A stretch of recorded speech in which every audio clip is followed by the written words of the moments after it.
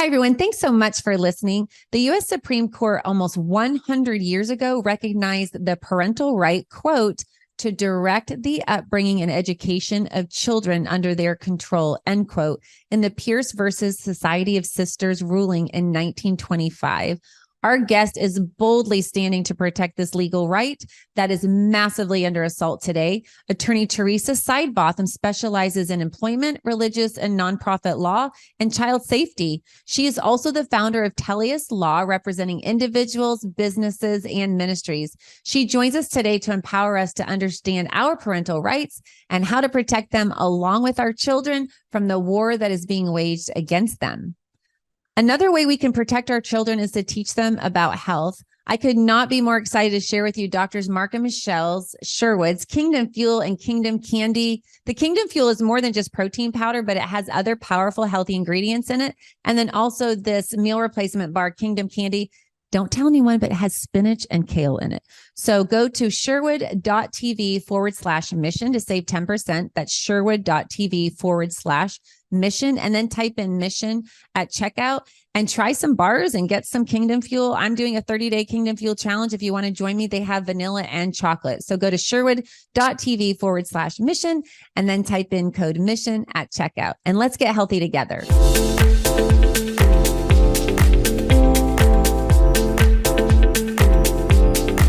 Theresa, thanks so much for joining us today on the Moms on a Mission podcast. Thank you. It's great to be here. So tell us a bit more about who you are and what you do. So, name's Theresa. I am an attorney. I'm a mom of 4, also a grandmother of 4. And I work with a law firm, Telios Law, where we work mainly with ministries, but we have a huge focus on child safeguarding and just really creating safe cultures for people to be in a lot of cases that includes children. They truly are the most vulnerable and under attack like probably never before.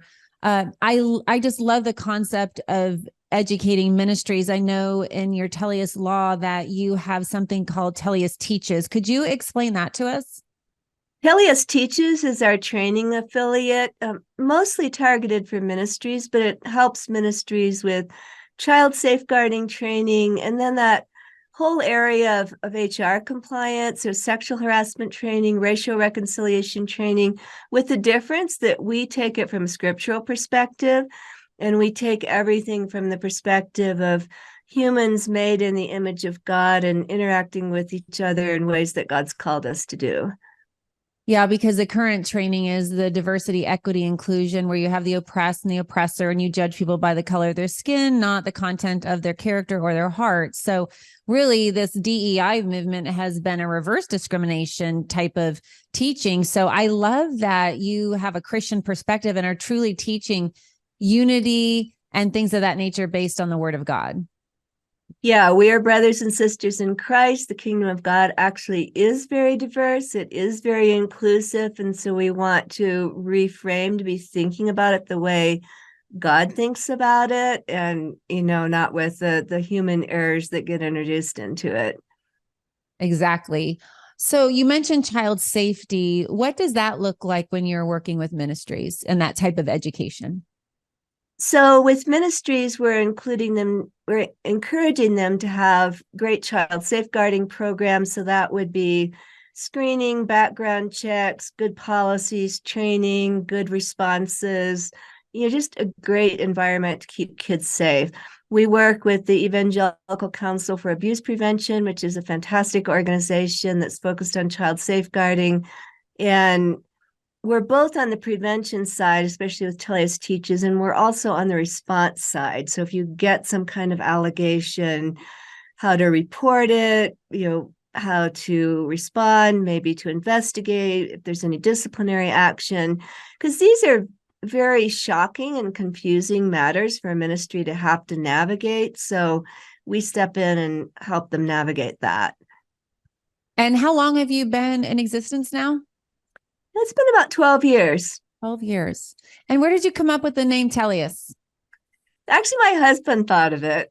And it's a Greek word from the New Testament. It means whole or mature or complete. It's actually the be perfect word, be perfect as your Father in heaven is perfect. But it's not a sense of perfect, like no flaw, but it's a sense of perfect as in becoming more like Christ and becoming more whole and mature. So I thought, that's a good vision for a law firm. I love that. And it is a state of becoming. It's not, we'll never be perfect, but our goal is to want to be like Jesus. So I love that that's kind of an action word, really. Yeah. The only time we see it completed is it's related to what Jesus said on the cross when he said, "It is completed." Yes. Yes.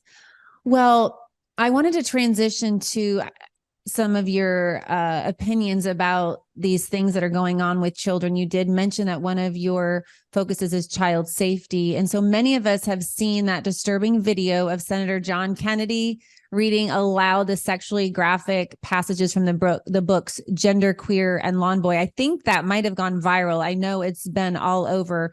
This Judiciary Committee hearing stemmed from a Wisconsin parent raising concerns about several controversial books in the school library and reportedly offering books that teach children how to view pornography online and engage in gay intercourse. Do you have any updates on this case? And isn't this child abuse? So, in terms of tracking the actual cases, I'm not the best person to interview because I'm more of an expert on what is child abuse and how to protect kids than I am, what's going on in the current political climate. But to answer the other part of your question, yes, I would consider it child abuse to expose children to sexually explicit material because there's a lot of psychological research about how much it harms them. And when we're working with ministries on child safety policies, we describe verbal child sexual abuse as saying inappropriate things to children or exposing them to inappropriate words. So this falls right into that category. And so how do you stop that? I mean, these are in schools and I guess I see people reading them at school board meetings, but is there anything further we can do legally, or do we just go about it from the standpoint like these parents are doing and reading these books aloud at school board meetings? And isn't it ironic that when they do read it a lot at school board meetings, people are like, "No, stop. We're so shocked. You can't say those words out loud." But you can have your fourth grader read them. I mean, that's just completely nuts. So I think you have to think about it as the public responses and private responses. So from a public perspective, challenging the school board elections actually are elections that sometimes people can control if they get involved. On a state level, encouraging legislation, that kind of thing. For some of the cases, it might be possible to work with law firms and try to file lawsuits, although I will say suing the government is always extremely difficult. Talking about it, even the fact that now it's starting to be said openly, all right, what are kids getting exposed to in the schools? I think it's important for parents to know. And then, on a private level, parents have decisions to make. So if the schools won't cooperate, if they won't let you opt out, or even better, choose to opt in to that type of material, parents may need to vote with their feet, and they often do. That the homeschooling movement's growing exponentially. Christian schools are growing. My own little granddaughter recently got moved over to a Catholic classical academy where she's getting really good Christian values taught. So we have to think about, all right, how much of this are we really going to put up with? And then in terms of digital controls and what the kids have access to, parents need to be aware of some of the dangers. Like, it's not just the schools, the public library system, the ebsco.com, and that system is also used in most public schools. Kids have been able to navigate to pornographic material through that for a while. And we've even tried legal action that hasn't been successful, at least in Colorado. We were helping Thomas More Society with that, and we couldn't get anywhere. So knowing what's out there, making sure you monitor and control kids' computer access, screening software, I love it. And then on phones, parents really have the ability to lock down their kids' phones depending on their age. Maybe you have a 10-year-old who needs a phone. You can program that puppy so she can't get on the internet and she can literally text 10 people. So It is amazing now what you that can is do. amazing. Yeah. So there's a lot we can do. And of course, make sure that your churches and ministries and Christian camps, Christian schools are working with ECAP, working with Telios Teaches or something similar, and get the child safeguarding in place there.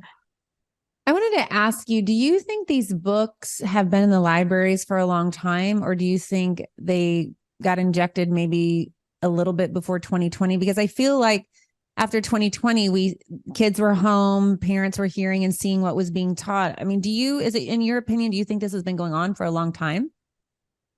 I think it has been going on incrementally for a long time, where at least some educators have probably been trying to push the envelope on what kids are being taught.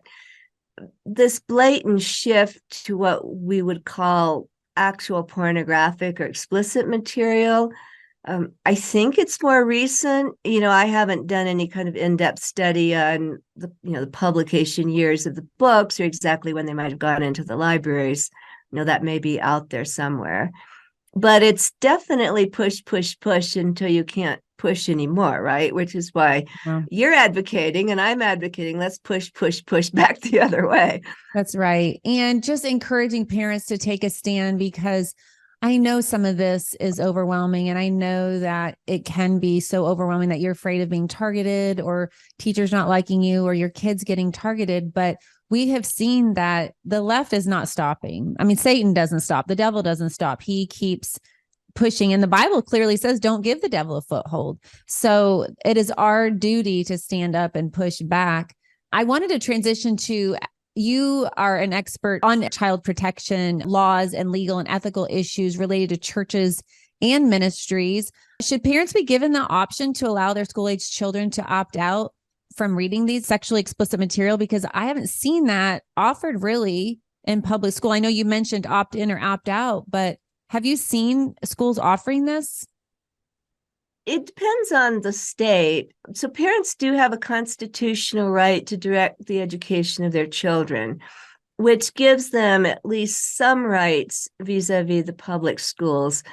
And classically, parents have been able to opt out of things like sex education if they didn't want the kids to participate. And sadly, what some school districts or states are doing is they're moving some of this material from sex ed into something else like social studies and saying, oh, this is social studies, so you don't get to opt out, which is fairly deceptive if you think about it. Some states have more of an opt-in framework. This is the new proposed law in Pennsylvania. I don't know that it's passed yet, but that would require the schools to identify the sexually explicit materials, and then parents would have to opt in, which I love, but that's going to be a hard sell in an awful lot of places. And so depending on how cooperative the schools are and what parents think about what the kids are being exposed to, the full opt-out option would be some other choice of school, which is why I think it's also important for us to be pushing genuine school choice, meaning that the dollars follow the child. And for that to be available, that would change the schools faster than anything else, because they would start losing the education dollars, and then there would be some free market push on it. It's all about money, right? Follow the money. The Right. teachers unions have just dominated for so long and have been able to really push whatever agenda they want because they have all of that money. And then I've learned as I've researched that some teachers don't really feel like they have any other options, and they feel like they have to join the teachers union because that's what everybody does. And so I've been hearing that there are other options out there, and that some teachers are pushing back and not necessarily joining the larger unions and going with other options. Another problem in some of the public schools is they may not have adequate child safeguarding policies themselves. And when there is actually sexual abuse, they don't have a great track record on their mandatory reporting. and they don't have a great track record on what we call passing the trash, letting somebody go only for them to be rehired in another school district.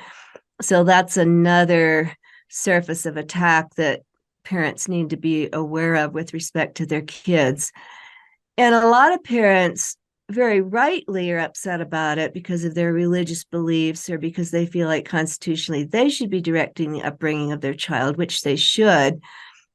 But the fact is, this material really harms kids. Kids that get exposed to sexually explicit material, they're at risk in so many ways. They're at risk for being groomed by predators and abused. They're at risk for becoming children who have misconduct towards other kids, in other words, engaging in some predatory behavior themselves. They're at risk for engaging in high-risk sexual behaviors that their parents certainly don't want them engaging in. They're at risk for starting sexual intercourse too young. Girls especially are at risk for having, negative body images and views of women that are denigrating and exploitive. There's so many ways that it harms kids. And I think that, not just conservative parents, but most more liberal parents, if they understood what the content actually was and how high the risk of harm is.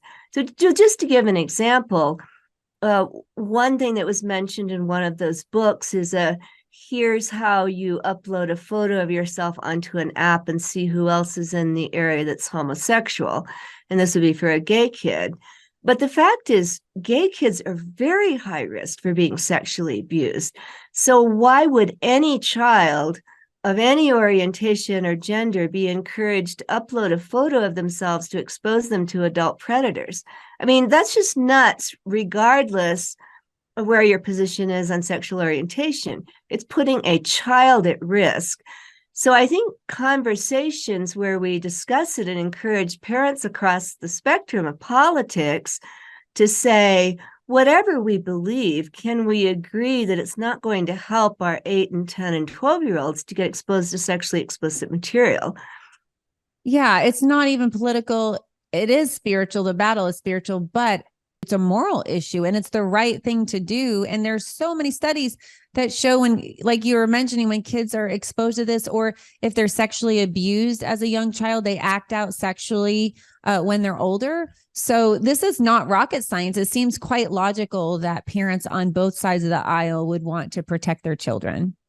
Yeah, and it's not conservative research. It's just standard psych research on how people get abused and traumatized and giving us information on how to prevent it.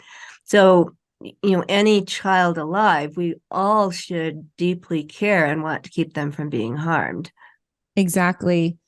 Well, how could parents turn to Telios Law for advice to protect their school-age children? So we have some information, Telios Law, and the resources, just talking about different issues around child abuse. We have an article on, how parents can respond if they have concerns that their child could have been involved in a child-on-child encounter, on any side of that. That's posted both on Telios Law and then on the Evangelical Council for Abuse Prevention site. And the ECAP site is a great place for parents to go look at general standards. And I would say to parents, check out Telios Teaches and some of these resources that we have, and just make sure your churches and ministries and camps and anywhere you leave your kids, that they're following that. Talk to your public schools and say, what are your child safeguarding policies and your child sex abuse prevention policies? And any organization that doesn't have a good answer to that, I would really question whether you want to be leaving your little darlings with them. Yeah, I think now more than ever, we need to be asking questions and getting involved and knowing what's going on. And like you said, if people can't answer the questions or they get defensive and don't want to answer the questions, therein lies your answer, right? They're just their whole attitude about parental involvement and the partnership. We should be working together with the schools and with the teachers. We should be partnering with them. And if they don't want parents as partners, then that's a problem. Yeah. And it may be that there may be a lot of great educators and administrators who will respond positively when we raise concerns. And, that would be a good thing too. So I want to be careful not to, across the board, be saying that schools are a problem. It varies so much by school and by administrator and by teachers. So kudos to all the wonderful people there are out there who really do care about our kids. Absolutely. And there are wonderful teachers in a bad system as well, maybe with bad leadership. They're in the school trying to do the right thing. And so there are great teachers everywhere, for sure. Right. We talked about the school teachers unions before. And so Randy Weingarten, the president of the American Federation of Teachers, or the Teachers Union, she spoke with the GOP Senator Tim Scott, and she likened school choice and parental rights advocates to segregationists in the 1950s who had taken issue with the Supreme Court's ruling on Brown versus Board of Education, which found it unconstitutional to separate children in public schools on the basis of race. How is Randy Weingarten's statement an illogical argument? At best, she's more than a little confused. So segregation was, after the Supreme Court decision, it is true that some local governments said, we're not going to cooperate. We're going to open, our own private schools so it can be all white, or we're going to make it really hard for Black kids to come into better schools. And that's tragic. And I hope everybody in the country deplores that history and is really glad that we overcame it. But when we're talking about school choice, what we're talking about is, a Black mom in the inner city, if she doesn't think her kids are getting a great education, she can make a choice. She can choose the public school. She can pick a Catholic school or an evangelical school or some other kind of school. But she can say, where should my child go to get a great education? And she can also look at the racial mix of the classroom as she's making that choice. That is completely up to her. That's not what we call segregation. And you don't have to have some sort of magical represented mix of skin colors to avoid segregation. What we need to do to avoid segregation is give people great choices and great opportunities. And for minorities in America, and especially the minorities who live in the poor urban areas, the greatest systemic injustice based on race in this country, well, there's probably two. Well, one would be the prison system, but the other would be the education system, because we are systematically disadvantaging poor minority children from a terrific education. And part of school choice would be to fix that. So, it's like Randy's pulled the glove inside out and doesn't really understand how it fits. Well, don't you think that this is all about control and indoctrinating a certain message and teaching these children a different truth? And I think that's part of it too, because if you give too much choice, then you can't propagate your narrative and your message. And a different way to state that is that the more you have a true free market of options and ideas, the better quality you're going to get all the way across the board. And the more likely it is that ideas will stand and fall on their merit and not stand and fall based on whether there's a monopoly.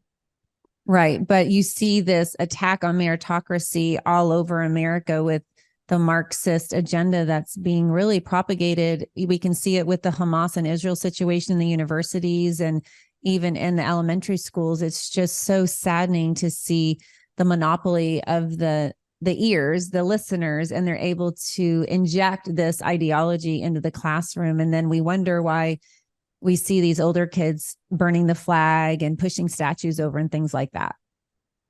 Yeah, that's true. And I don't think that helps minority children. What helps is the schools that you read about where they're teaching respect, they're teaching math, they're teaching reading, they're teaching kids that they're made in the image of God and he's given them a terrific brain and they can succeed and do whatever they want to. And they absolutely can.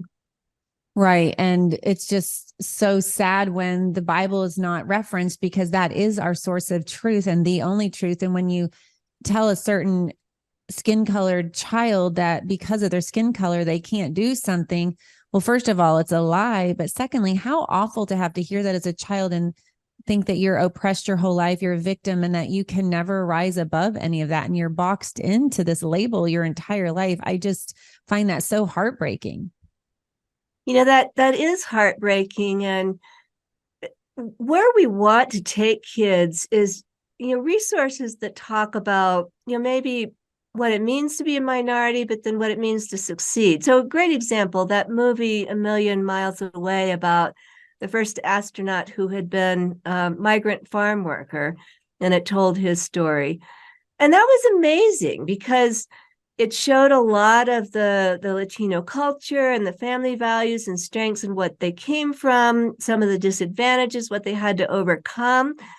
But then it showed, this brilliant family strength and overcoming and terrific achievement. So inspiring for everyone. And I would imagine, especially inspiring for Latino children. So that was awesome. Yeah. And there have been other movies. I'm trying to remember the name of it. Maybe you can tell me.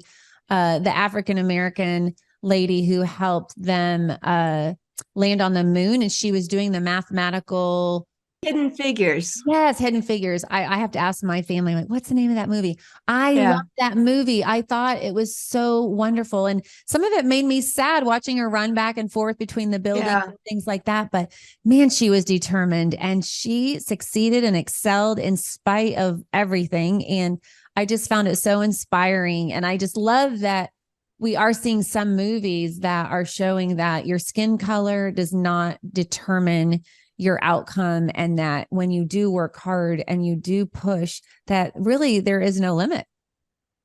And they're good because they show those of us who didn't live that experience the challenges that people face, and give us understanding on how to make a better environment, but without sending the message that you're helpless, you're doomed. I mean, we're watching that going, wow, if we could only be as smart as those women in Hidden Figures who are African Americans helping to drive the space program.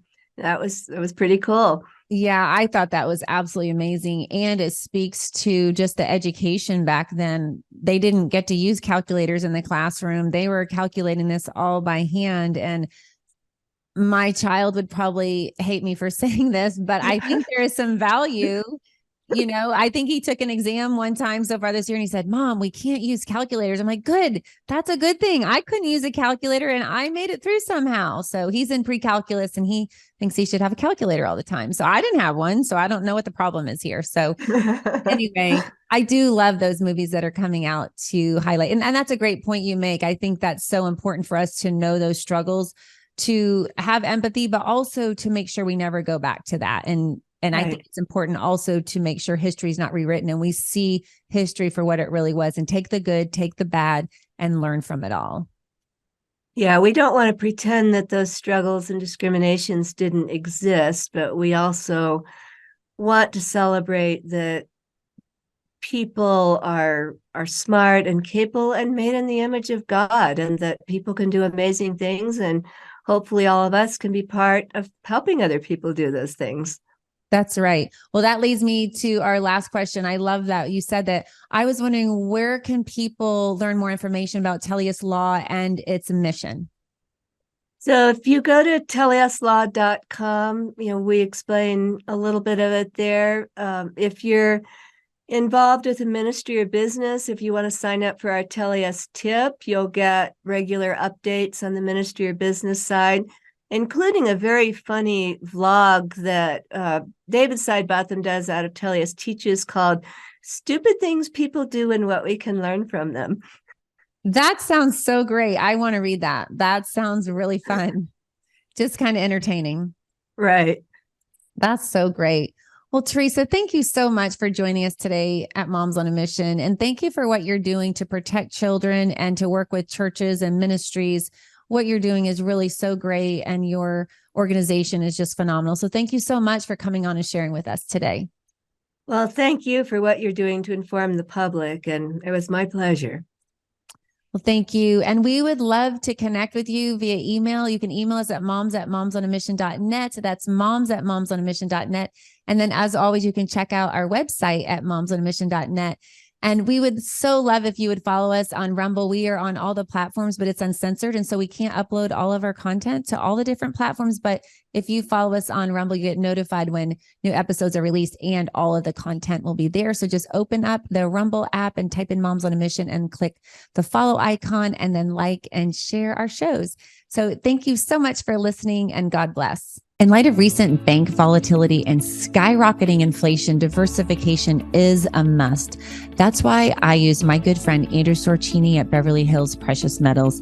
Beverly Hills Precious Metals makes it so easy to diversify. I personally ordered some silver and it arrived on my doorstep just a few days later. They make it so easy. And if you're not ready to do that and you just want to ask a few questions, they're there for you too. I personally got some silver and also am rolling over some of my IRA. You can actually roll over your IRA and have it be backed by silver and gold. So if you don't have any extra money to invest in silver and gold, rolling over a 401k or an IRA, or even part of it, if you just want to try it at first, just for a little bit, you can do that as well. So go to bh-pm.com today and ask all your questions. You can connect with somebody. And like I said, you can just get some information at first if you want and pray about it, and then get back with them to roll over part of your IRA or all of it, or order some gold and silver. That's bh-pm.com. and tell them that Moms on a Mission sent you. Hey, everybody. Did you know that recent research from the CDC says that millions of Americans develop parasitic infections and symptoms often go unnoticed or are misdiagnosed? Parasites are actually the cause of many health problems such as anxiety, depression, chronic pain, fatigue, and unexplained digestive issues. We all need a common sense strategy to improve our health. Moms on a Mission encourages you to reach out to our good friend, Dr. Jason Dean. Dr. Dean's Full Moon Protocol provides all natural detoxification and fights inflammation. And the supplements are made with 100% organic ingredients and are proven to kill parasites safely and effectively. I know after I took Full Moon Protocol, I had more energy. To order your Full Moon Protocol today, go to bravetv.store/mission to save $20 off your first order. That's bravetv.store/mission. According to leading sleep experts and sleephealth.org, over 50 million Americans struggle getting a good night's rest. That's why Moms on a Mission loves MyPillow. MyPillow makes amazing pillows, sheets, mattress toppers, robes, towels, literally almost everything you need for a good night's sleep. They also make dog beds for your dogs. So by going to mypillow.com, typing in the code MISSION, you not only receive a high quality product, but you're supporting Moms on a Mission and this podcast. If you like what you're hearing and you agree with it, you believe in it, and you want to support Moms on a Mission, then go to mypillow.com today and order some high quality products and just type in the code MISSION at checkout and you can save up to 66% off. That's mypillow.com, code MISSION. Since 2014, Organic Body Essentials has offered clean, simple, certified organic skincare. Our organic face-to-feet and federally compliant hemp and pet products are manufactured under USDA and FDA guidelines. Our products are inspired by God using plants He created.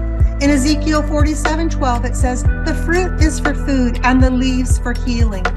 We believe in the power of God to heal, so we pray over our products and for our customers. Our therapy in a bottle approach has been widely received, and our customers' testimonials continue to inspire us. You can find us at organicbodyessentials.com and obe.organicbodyessentials.com. Please feel welcome to reach out with questions. Use coupon code MISSION at checkout for a discount. Thank you for your support by using MISSION at checkout to benefit Moms on a Mission and their quest to reestablish traditional values in our education system and empowerment for a healthy lifestyle.